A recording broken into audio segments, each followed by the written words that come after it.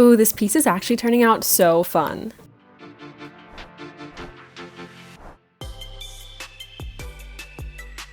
Hey guys, today we're going to be painting this outdoor planting pot, and of course everything we do on this series is inspired by images we find on Pinterest, on Instagram, things like that. So we're kind of combining two inspirational images today. We have this one that is this really colorful pot, but of course it doesn't have any stenciling in it, but I also really loved it. So I'm going to be combining this look with this stencil pot, and together it will be really cool. So if you want to see how this turns out, combining these two different concepts, then keep watching.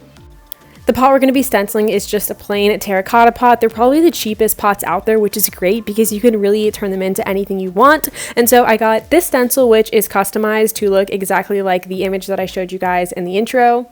It's this really cool, intricate Aztec design, but before we get to our stenciling, we need to paint the base of our pot. So I'm going to be going for a lot of really warm colors and doing this really collaged look with this oranges, yellows, reds, browns, you name it, a big mix of all of those.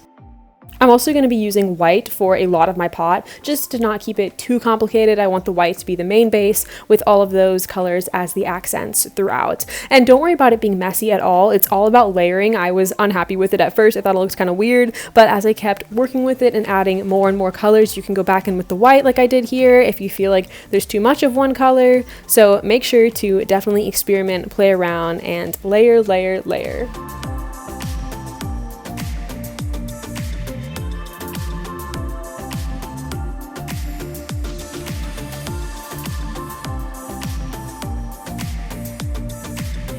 And then I'm going to be painting the inside of the pot white, but because it's going to be majority filled with dirt, we don't want to spend too much time painting the entirety of the inside. So I'm just doing it about like 1 to 2 inches in where you can see this little lip and doing all of that entirely white.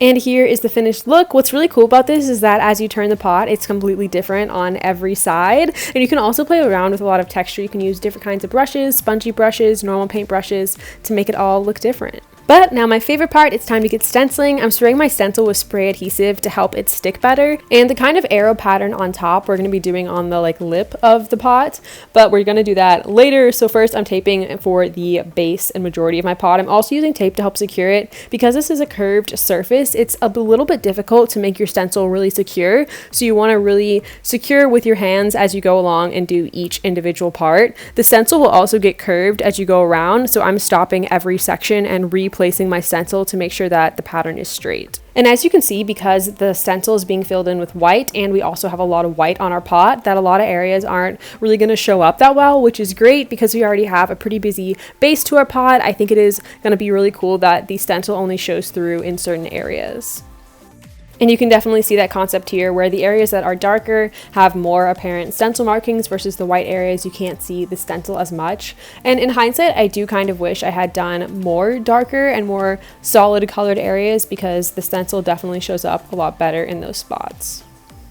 And then lastly, for the tray that our pot goes onto, I didn't want it to be too busy, so I'm painting it entirely white, but that just felt a little too plain for our colorful pot. So I'm also going to go in and add a little bit of color and do some kind of streaky lines. I started out doing some ridged lines and didn't really love this look, so that just shows how versatile you really need to be when you're painting.